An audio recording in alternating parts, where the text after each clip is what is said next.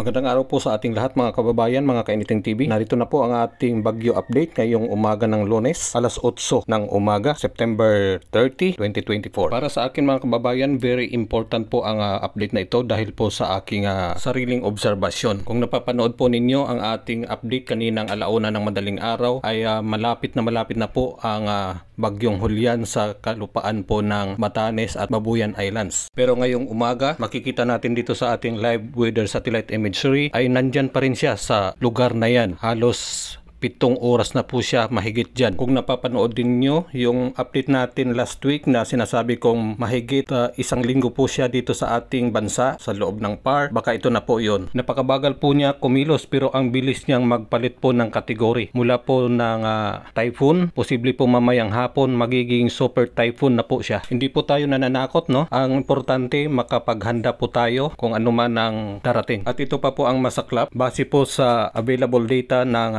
Joint Typhoon Warning Center, base sa kanilang model ay posible po mamayang madaling araw ay magiging violent typhoon category na po si Julian. Ang kategory na ito po ay wala na po sa kategory po ng ating bansa. Ang pinakataas po nating kategory ay super typhoon. Ito po ay posibleng mangyayari habang nasa loob pa po siya ng ating PAR. Kaya tutok po kayo dito sa ating page or channel dahil isusunod ko na po ang mga detalye ng bagyo. Please paki-share.